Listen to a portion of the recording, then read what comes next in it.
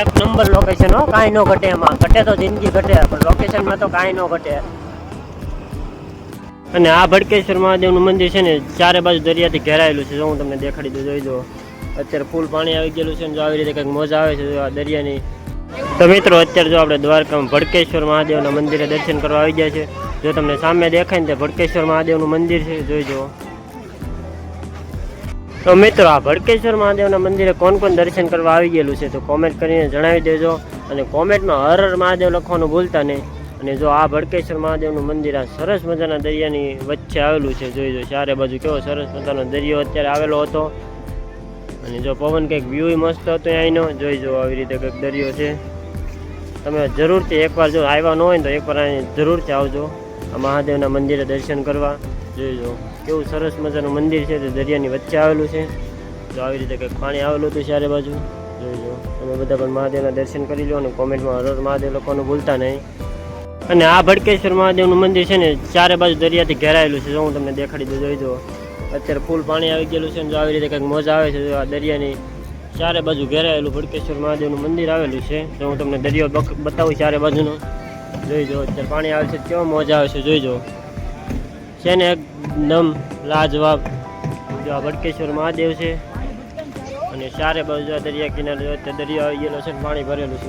ચારે બાજુ કેવું છે ને લાજવાબ વ્યૂ આવે છે અહીંથી. તમે પણ જરૂરથી એકવાર અહીંયા આવજો ને કોમેન્ટમાં હર હર મહાદેવ લખવાનું ભૂલતા નહીં. તો મિત્રો અત્યારે જો આપણે બેટ દ્વારકાની અંદર એન્ટ્રી લીધી છે. હું તમને દેખાડી દઉં. જો એમ બેટ દ્વારકાની અંદર જતા તમને જો આવો મોટા મોટા જહાજો ભર સંખ્યામાં જોવા મળી ગયા છે, જોઈ જો. કેટલા ભર સંખ્યામાં જહાજો છે, જોઈ જો. પાણી પણ નથી દેખાતું એટલા જહાજો પાણીમાં પડ્યા છે, જોઈ જો. અને એની એક્ઝેક્ટ સામેની બાજુ હું તમને દેખાડું તો કેટલું પાણી સરસ મજાનું ભરેલું છે, જોઈ જો. તમને એમ લાગે કે તેલ પડ્યું હોય એવી રીતે તેલની જેમ જો અહીં પાણી ભરીને પડ્યું છે, જોઈ જો. આ બધું ત્યાં આપણે બેટ દ્વારકા જવાનો રસ્તો છે, તો હમણાં આપણે જવાનું છે બેટ દ્વારકા, જોઈ જો. કેટલા બધા જહાજો પડ્યા છે અહીંયા. તો હાલો હવે જઈએ આપણે બેટ દ્વારકા. અને આનો ફૂલ વિડીયો જોવા માટે મારી સાથે જોડાઈ રહેજો. હું તમને પૂરેપૂરો બેટ દ્વારકાનો વિડીયો દેખાડી, જોઈ જો. આવી રીતે જહાજો કેવી રીતે બેટ દ્વારકામાં જવાય છે, ત્યાં કઈ કઈ વ્યવસ્થા છે, બધું હું તમને બતાવીશ. તો મારી સાથે વિડીયોમાં જોડાઈ રહેજો. જોઈ જો આપણે મિત્રો 180 સ્પીડમાં જાય છે. જહાજો જો કેટલા પીડ્યા છે તમને દેખાતા છે, જોઈ જો. હમણાં આપણે બેટ દ્વારકા જઈને હું તમને પૂરેપૂરો નજારો દેખાડી મારી સાથે વિડીયોમાં જોડાઈ રહેજો. તો મિત્રો અત્યારે જો આપણે સુદર્શન સેતુ પર આવી ગયા છે, જોઈ જો. કેવો સરસ મજાનો સુદર્શન સેતુ બનાવેલો છે. હાલમાં તમને ખબર જ છે નવો બન્યો છે. આપણે એની ઉપર અત્યારે પસાર થઈ છે. સામે તમને દેખાઈ દો મોર પીસ બનાવેલા છે મોટા મોટા, જોઈ લો. આ સુદર્શન સેતુ છે.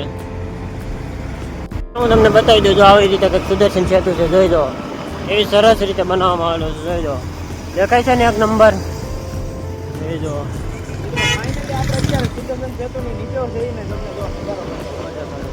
અત્યારે જો હવે આપણે સુદર્શન સેતુ નીચે પગી ગયા છે, જોઈ દો. અત્યારે અહીં ઊભા છે ને તમને એમ થાય છે કે અત્યારે અમે જન્નતમાં આવી ગયા છે. જો આમ પાણી દેખાય છે તમને, કેવો સરસ મજાનો વ્યૂ આવે છે. લોકેશન એક નંબર છે. તમે જો એક વાર અહીંયા આવ્યા ન હોય ને તો એકવાર જરૂરથી અહીં સુદર્શન સેતુ આવજો બેટ દ્વારકા, જોઈ જો. એક નંબર લોકેશન હો, કાંઈ ન ઘટે એમાં. ઘટે તો જિંદગી ઘટે, પણ લોકેશનમાં તો કાંઈ ન ઘટે. મિત્રો આપણે રૂકમણી દેવીના દર્શન કરીને જો અત્યારે આવી જાય છે ભીમરાણા મોગલમાના દર્શન કરવા. હું તમને મોગલમાના દર્શન કરાવું, મારી સાથે વિડીયોમાં જોડે. જો મોગલમાના પ્રવેશ દ્વાર છે ભીમરાણામાં જે આવેલ છે તેનો. તો આપણે અંદર જઈ મોગલમાના દર્શન કરો. અત્યારે તો જો ફૂલ ટ્રાફિક છે, જોઈ જો. હું તમને અંદર હમણાં બતાવી દઉં કેટલી ટ્રાફિક છે નહીં, જોઈ જો. જો આવી રીતે કંઈક ફૂલ ટ્રાફિક છે ભીમરાણા મોગલમાના મંદિરે, જોઈ જો. અને સામે દેખાય તે મોગલમાનું મંદિર છે. હમણાં આપણે ત્યાં દર્શન કરવા જઈએ મોગલમાના. તમે બધા મોગલમાના દર્શન કરી લેજો અને કોમેન્ટમાં જય માં મોગલ લખવાનું ભૂલતા નહીં. જો આવી રીતે અત્યારે ફૂલ ટ્રાફિક હતી મંદિરે. અને સામે દેખાય તે ભોજનાલય છે, મહાપ્રસાદનું અહીં આયોજન કરવામાં આવેલું છે, જોઈ જો. તો મિત્રો આ છે ભીમરાણા મોગલમાનું મંદિર, જોઈ જો. અને અંદર ફોટો અને વિડીયો શૂટિંગ કરવાનું મનાય છે, એટલે બહારથી તમને દર્શન કરાવું છું. દર્શન કરી લો અને કોમેન્ટમાં જય માં મોગલ લખવાનું ભૂલતા નહીં. ત્યાં આવી રીતે બધું પબ્લિક આવેલું હતું. ત્યાં જો કંઈક શરીફળ વધારવાનું છે અને બધા અગરબત્તીને તેવું કરે છે. ને કોણ કોના મંદિર આવી ગયેલું છે તો કોમેન્ટમાં જણાવી દેજો. ન આવ્યો હોય તો એકવાર જરૂરથી આવજો આ મંદિરે મોગલમાના દર્શન કરવા. જો મિત્રો આવી રીતે ભવ્ય મોગલમાનું મંદિર આવેલું છે. અત્યારે ફૂલ ટ્રાફિક છે, જોઈ લો. મહાપ્રસાદનું આયોજન થાય છે એટલે આ બધા પ્રસાદ લેવા લાઈનમાં ઊભા રહેલા છે. ફૂલ ટ્રાફિક હતું આજે, જોઈજો. હજી તો પબ્લિક આવે જ છે જો બહારથી. ત્યાં મોગલમાનું મંદિર છે ભીમરાળા. તમે એકવાર જરૂરથી આ મોગલમાના દર્શન કરવા આવજો અને કોમેન્ટમાં જય માં મોગલ લખવાનું ભૂલતા નહીં. આ બેટ દ્વારકાના બહારનો પ્રવેશ દ્વાર દેખાડું, જો આવી રીતે પ્રવેશ દ્વાર છે અને બાજુમાં બધી જો આવી રીતે પ્રસાદી વેચે છે, જોઈજો. બહાર બધી આવી રીતે પ્રસાદી ને એવું બધી વસ્તુ વેચે છે, અવનવી લોકેટ ને એવું પ્રસાદી ને એવું બધી મૂર્તિ મળે છે, જોઈજો.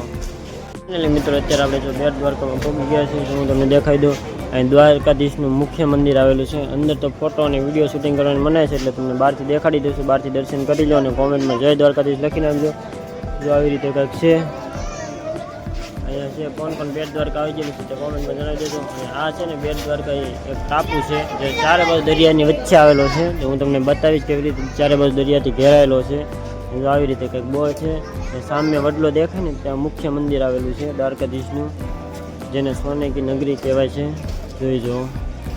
મિત્રો જો બજારમાં આવી રીતે કૃષ્ણ ભગવાનની મૂર્તિ મળતી હતી, જોઈજો. કેવી સરસ મજાની બધી મૂર્તિઓ છે કૃષ્ણ ભગવાનની, જોઈજો. કેવી લાગી કોમેન્ટમાં જણાવી દેજો આ મૂર્તિઓ બધી કૃષ્ણ ભગવાનની.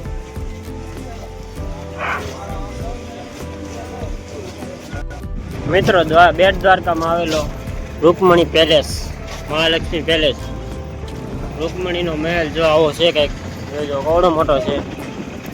આવી રીતે સરસ જગ્યામાં બનાવવામાં આવેલો છે, જોઈજો. રૂકમણી પેલેસ બોર્ડ મારેલું છે.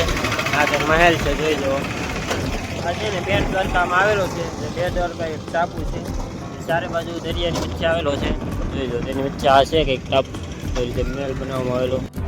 તો ફાઇનલી મિત્રો અત્યારે આપણે આવી ગયા છે ફરતા ફરતા નાગેશ્વર મહાદેવના મંદિરે દ્વારકા. તો હું તમને દેખાડું, જોઈજો. મહાદેવની કવડી મોટી પ્રતિમા બનાવેલી છે, જોવો છો ને તમે કવડી મોટી. અને પબ્લિક પણ ખૂબ આવેલું હતું, જોઈજો. આ તમને દેખાય ને પબ્લિક છે બધું, જોઈજો. ચારે બાજુ પબ્લિક આવેલું હતું. સામે અંદર જો પણ લાઈન લાગેલી છે મંદિરની અંદર તક. તો હું તમને અંદર જઈને દર્શન તો નહીં કરાવી, કેમ કે અંદર ફોટા અને વિડીયો શૂટિંગની મનાય છે. તો બહારથી મહાદેવના દર્શન કરી લો અને કોમેન્ટમાં હર હર મહાદેવ લખવાનું ભૂલતા નહીં, જોઈજો. આવી મોટી પ્રતિમા બનાવેલી છે મહાદેવની અને બધું પબ્લિક છે ને મહાદેવના દર્શન કરવા આવેલું હતું, જોઈજો. અને કોણ કોણ અહીંયા આવી ગયેલું છે તો કોમેન્ટમાં જણાવી દેજો.